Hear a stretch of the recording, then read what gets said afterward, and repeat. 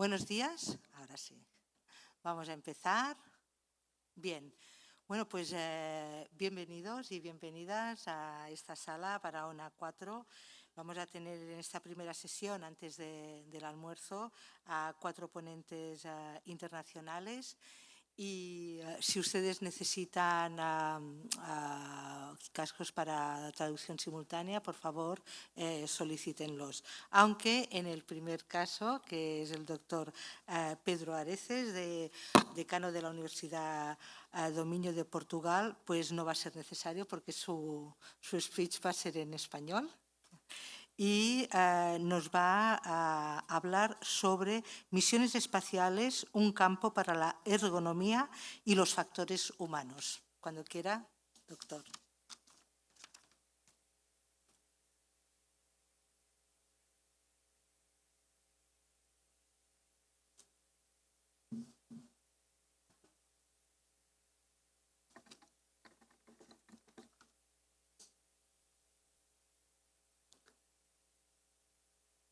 Muchas gracias, doctora Asun. Muchas gracias a todos.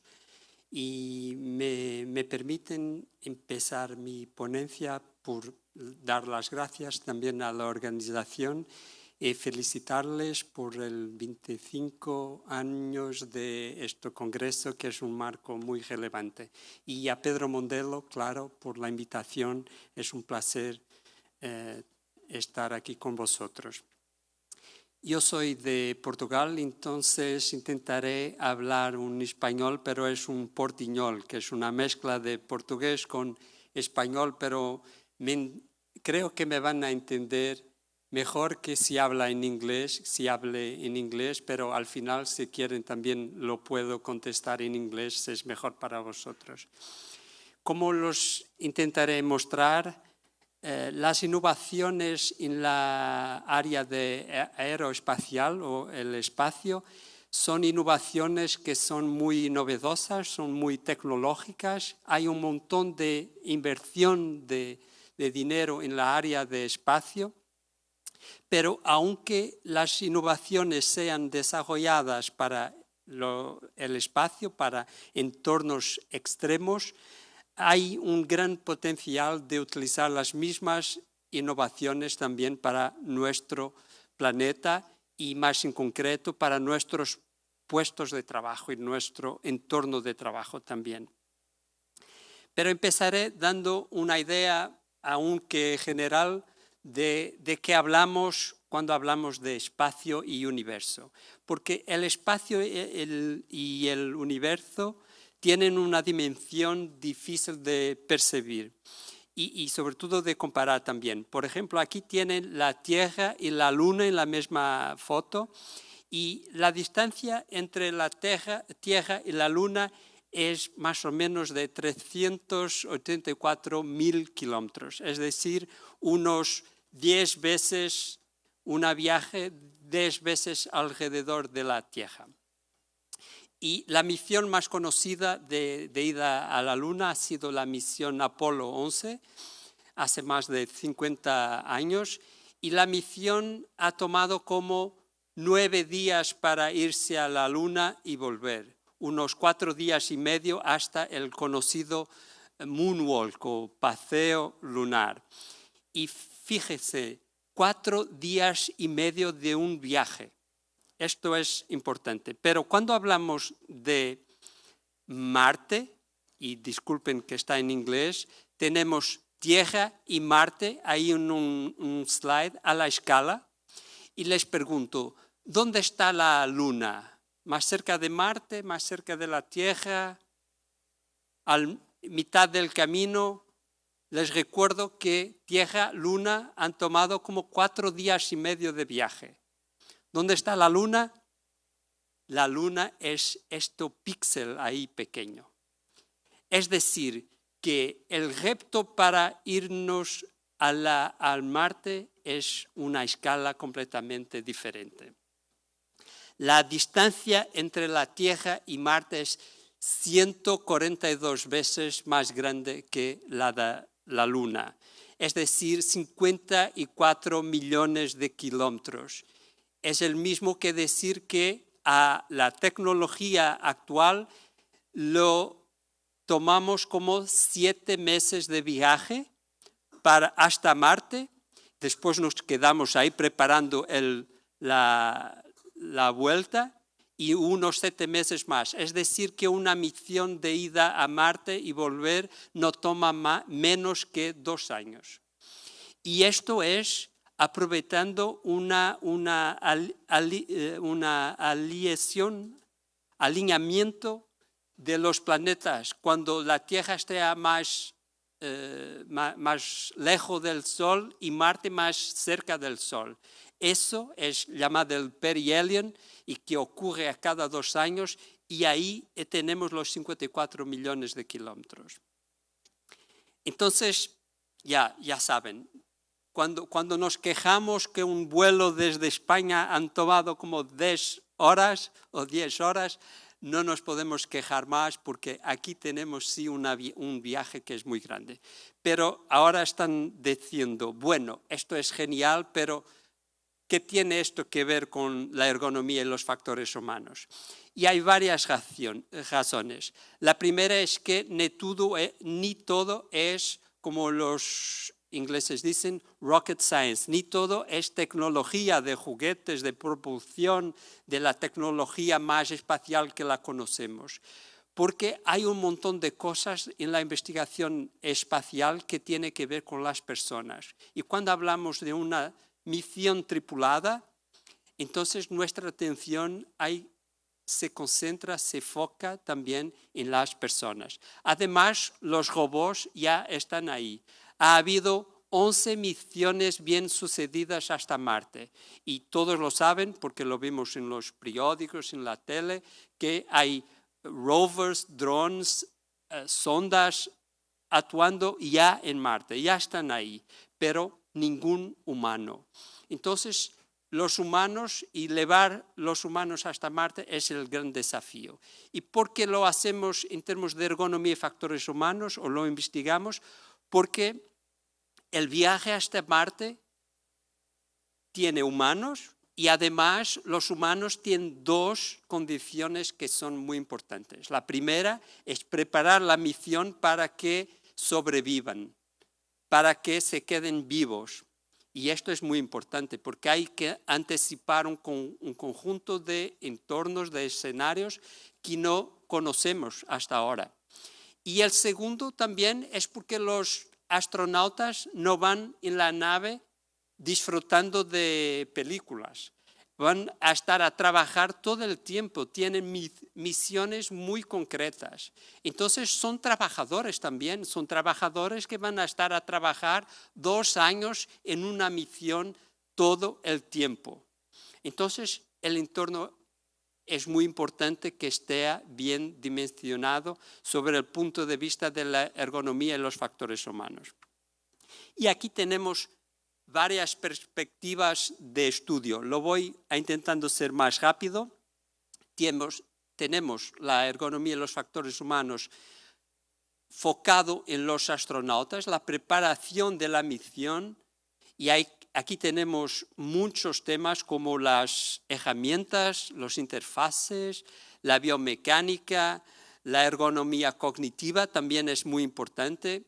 Pueden imaginar que estar cerrado en una nave 2 años, las cuestiones de aislamiento, soledad, estrés mental van a ser muy importantes también. Pero también factores fisiológicos como la exposición a la radiación, los fluidos corporales que se mueven de forma diferente que en la Tierra, la descalcificación ósea, que es una realidad cuando estamos en microgravidez, y la atrofia muscular, porque en situación de una gravidez diferente usamos unos músculos, pero no usamos los otros. No son los mismos que usamos en la Tierra cuando tenemos una gravidez diferente.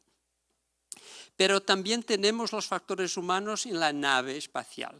Y aquí tenemos que prever cómo vivir, cómo dormir, cómo los utensilios, cómo hacer ejercicio, cómo hacer la higiene, cómo controlar la temperatura, la ropa, todo. También el diseño de la nave, porque no es una nave, no es un vehículo solo, es un hábitat. Nos vamos a quedar, o los astronautas se van a quedar ahí 2 años. Y también, como lo imagino muy importante, es la cuestión de las relaciones psicosociales, porque se van a quedar cegados y todos tenemos una idea de cómo los programas de televisión como el Gran Hermano, la gente se queda como estresada por se quedar ahí cegada en una casa un mes, 2 meses, ahí van a estar 2 años. Claro que son personas muy entrenadas, pero aún son personas, son humanos. Y después, y aquí es donde hay más lugar para ficción científica, o si quisieran, hay más lugar, porque es más lugar para imaginación, porque es el lugar donde hay más incertidumbre.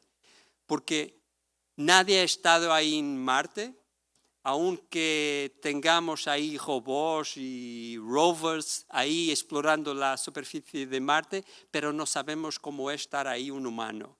Entonces hay que prever todos los escenarios y asegurar que nada va a hacer daño a los tripulantes humanos. Y además de necesidades básicas como el oxígeno, la comida, la agua, que tiene que se hacer de forma creativa porque no hay recursos ahí, pero también las cuestiones como emergencia médica, cómo es vivir, cómo es social y claro también el diseño de la colonia.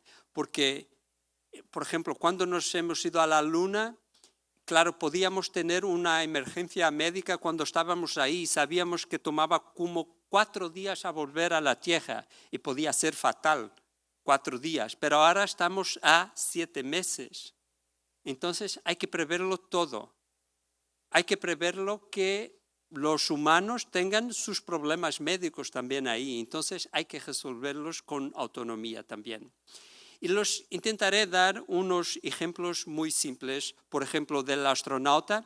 Y aquí lo que se hace con los astronautas es crear en la Tierra, cuando se entrenan los astronautas, entornos análogos. Es decir, crear un entorno que es análogo o similar con aquello que va a tener en el espacio. Y aquí tenemos un montón de entornos análogos por todo el mundo.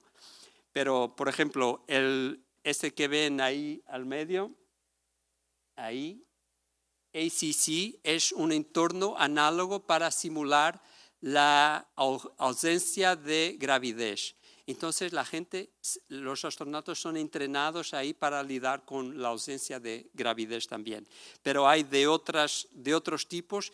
¿Y por qué hacemos análogos? Porque lo primero motivo es que no podemos ir al espacio porque es muy costoso para probar lo que pasa cuando tenemos problemas. Y el otro es que en la Tierra no es igual que en el espacio, pero la simulación puede optimizar ya la respuesta, las soluciones que vamos a proponer. El otro es el diseño del traje espacial. Y esto es un tema para una palestra sola, pero les decido muy rápido, el traje espacial es conocido en los astronautas como la nave espacial más pequeña del mundo, porque en la verdad el traje espacial no es solo un traje, es un dispositivo tecnológico muy avanzado, tiene un montón de tecnología incorporada. El más conocido es el último que está ahí, el EMU, que significa en inglés Extravehicular Mobility Unit, en español es como unidad de movilidad extravehicular, es decir, que se utiliza cuando están fuera de la nave y es lo que conocemos cuando está en espacio. Y esto es un traje que es viejo, ha sido diseñado a más de 40 años, en los 80 del siglo pasado, es muy voluminoso y la razón para ser voluminoso es porque tiene un montón de dispositivos, pero la primera es que el principal requisito de este traje es hacer presión en el cuerpo del astronauta. ¿Por qué? Porque va a respirar una mezcla de ar que no tiene el oxígeno que tenemos aquí en la Tierra. Entonces, para que el oxígeno se disuelva en su sangre, hay que tener una presión mínima. No es posible tener la presión que tenemos en la Tierra, pero tiene como adentro un globo que hace una presión de 4 psis adentro del traje y es el necesario o es el suficiente para que no tenga para que el oxígeno se disuelva desde que cumpla un otro conjunto de requisitos antes de irse fuera de la nave. Pero además hay pocos trajes, solo hay actualmente 11 trajes. 4 están en la Estación Espacial Internacional y los 7 otros están en la Tierra para manutención y reparo. Y es un traje que tiene un montón de camadas, tienen 14 camadas diferentes en el traje. Entonces lo imaginan que es difícil la movilidad con este traje. Y claro, es solo un ejemplo, pero aquí es un proyecto en que estuve involucrado en los Estados Unidos con MIT y es un traje, por ejemplo, es una propuesta de traje que es muy menos voluminoso que el otro porque la presión se hace a partir del traje y no con un globo. Y se ven en el traje, hay como unas líneas negras. Esas líneas son una alienación de mezcla de níquel y titanio que tienen como una memoria de forma. Entonces la podemos distorcer, la podemos tomar como una otra forma, pero cuando tienen como un impulso eléctrico o térmico, la forma se vuelve a su memoria inicial. Entonces con eso conseguimos añadir presión sobre el cuerpo del astronauta y permitir que con un traje más o menos voluminoso lo haga el mismo que lo hacía con el traje más tradicional. Y además hay que también prever la variación antropométrica en microgravidad o gravidez. ¿Cómo se dice gravedad o gravidez? Gravedad. No lo creo que escuché todos la misma respuesta, pero gravedad. En microgravedad hay una modificación de nuestro cuerpo. Y la verdad es que, porque, por ejemplo, como hay un alivio de compresión en la espina, en la columna, nosotros nos quedamos un poco más altos. Entonces nos quedamos como un 3% más alto. Entonces el traje tiene que acompañarlo. Pero la otra alteración es aún más significativa, es los fluidos corporales, como no tienen gravedad, entonces se concentran en nuestra parte superior del cuerpo. Entonces nuestras piernas se quedan muy pequeñas y el parte superior se queda mucho más grande. Entonces el traje tiene que adaptarse a eso también, de otra forma se quedaría más desconfortable. Un ejemplo del vehículo es cómo lidar, cómo gestionar la interferencia en los ciclos circadianos que cuando estemos en el espacio. Y la verdad es que nuestra vida en la Tierra es muy influenciada por los ciclos circadianos o ritmos biológicos. Y la verdad es que nos acostamos cuando está oscuro, porque eso tiene una respuesta hormonal de nuestra parte y solo dormimos cuando nos acostamos también. Entonces hay un montón de cosas que si no tenemos la influencia directa, por ejemplo, de la luz del sol, vamos a tener dificultad en adaptarnos. Y en el espacio, por ejemplo, ahí en la Estación Espacial Internacional, el concepto de día y noche es un poco diferente en la Tierra. La verdad es que como lo hacen una órbita de la Tierra a 300, 400 kilómetros de la Tierra, lo hacen la vuelta alrededor de la Tierra 16 veces por día. Esto es decir, tiene 16 auroras y 16 ¿cómo se dice? puestas de sol. Es decir, su cuerpo está absolutamente confundido. No lo saben cuándo es mañana o tarde o noche. Entonces hay que gestionarlo, por ejemplo, con una gestión inteligente de la iluminación artificial, que ayude a gestionar estos ciclos circadianos para que la gente se sienta más confortable y más eficaz, claro, también. Y después en Marte. Y en Marte hay un conjunto muy grande de fuentes de estresores, desde el espacio, la nave espacial, las tareas que van a hacer y, claro, la situación social de estar ahí aislados y tomaron como casi un año para volver a la Tierra. Y esto es fatal para gestionarlo. Entonces, hay un montón de estresores. Lo voy a hablar un ejemplo muy simple. Por ejemplo, este es lo que llamo el retraso de la comunicación. Como Marte está muy lejos de la Tierra, ¿se acuerdan del slide que veníamos la Luna y Marte? Está tan lejos que mismo a la más grande velocidad que conocemos, que es la velocidad de la luz, nuestras comunicaciones toman como 13 minutos hasta Marte y unos 13 minutos de vuelta. Esto es decir, si hacen una pregunta a la Tierra, a la central de control, va a tomar como una media hora para devolver la respuesta. Y esto puede ser fatal, como lo imaginan. Entonces, no es posible cambiar esto porque ya lo estamos hablando de velocidad de luz. Y la verdad es que está tan lejos que esa es la razón. Y está tan lejos, pero hay momentos que está la Tierra y Marte están más cerca. Y ahí el retraso es como 12 minutos, pero cuando están más lejos, y ahí está la idea, lo puede ser más que 30 minutos, puede ser 40 minutos de retraso entre mi cuestión y mi respuesta. Y la razón es muy fácil de entenderlo en este pequeño vídeo. Esto lo que van a ver es un señal de comunicación, por ejemplo, cuando hacemos algo en la Tierra a la velocidad de la luz. Esta es la velocidad.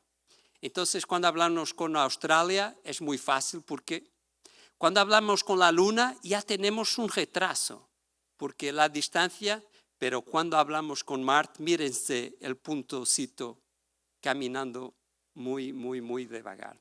¿Por qué? Porque la velocidad, la distancia es muy, muy grande. Entonces, gestionar la comunicación y la autonomía de los astronautas que van a estar en Marte es fundamental también. Entonces, para terminar, tengo aquí algunos ejemplos de spillovers. Spillovers es como, y perdón utilizar el concepto en inglés, pero creo que la traducción puede ser más, no, puede contener un error, pero spillover es como un efecto de contagio, creo. Es como algo que se ha desarrollado para un entorno, pero al final lo vemos que también es posible aplicarlo en otro entorno. Y aquí tenemos algunos spillovers para los entornos de trabajo, por ejemplo, que ya en este momento están a ser utilizados en el espacio, pero también ahora mismo en los puestos de trabajo. Por ejemplo, las tecnologías de monitorización biométrica. Y aquí tienen un ejemplo de un equipo canadiano de Canadá que mide un conjunto de parámetros, pero hay cada vez más, con los sensores que están se quedando más pequeños, más miniaturizados y más baratos. Entonces, la potencialidad para monitorizar las funciones biológicas son cada vez más en tiempo real también. Un otro son el desarrollo de materiales avanzados. Y aquí, por ejemplo, aquí ven en el espacio el concepto de un self-healing polymer, que es un plástico que se dice cura, no, como healing, autorreparación, gracias. Y es un plástico que con un estímulo por ejemplo, térmico o de radiación, o simplemente solo se puede autorreparar. Es decir, hay una combinación diferente de las moléculas que se repara el material. En este caso es un polímero que es muy útil porque en el espacio hay un conjunto muy grande de desechos, debris, space debris, y que siguen chocando con las cosas que están ahí y hay que repararlas porque es necesario, claro. Pero también herramientas y robótica portátil y colaborativa. Aquí tiene un robot que no es novedoso en términos de un robot que hace los que ya vemos ahí en las empresas trabajando de forma colaborativa con la gente, pero en entornos que son más extremos y agresivos. Esto es un robot acuático, pero la simulación lo hace también como lo hace en entornos que sean lo completamente más extremos en términos de agresividad del entorno y lo pueden utilizar también de forma muy efectiva en otros entornos. Y también ergonomía avanzada y relacionada con simulaciones inmersivas. Muchas de las simulaciones de realidad virtual y realidad aumentada han sido pensadas y creadas para anticipar entornos espaciales que no son conocidos. Entonces, el entrenamiento de los astronautas se hace un montón de años a través de técnicas de inmersión muy fidedignas, muy fiables. Y entonces, el spillover para los contextos de trabajo es también muy posible. Y aquí os dejo también ejemplos de spillovers futuros, por ejemplo, lo que están desarrollando ahora. Y les hablo de tecnología que ya está también en la Tierra, claro, no es solo para el espacio, pero el espacio, como los he comentado antes, tiene un montón de inversión. Entonces, las cosas que se puede hacer para el espacio son más simples para crear cosas más novedosas que después tiene traslación para otros entornos como nuestros contextos de trabajo. Inteligencia artificial adaptativa y autónoma. Han escuchado en la conferencia inicial que uno de los secretos de la inteligencia artificial es la computación avanzada y eso se hace con una computadora muy grande y en el espacio no tiene esa computadora muy grande y el retraso es muy grande para comunicarlo. Entonces hay que desarrollar también computadores que no son tan grandes pero igualmente eficaces. Entonces ese es un spillover futuro, por cierto, pero también biotecnología, medicina personalizada también.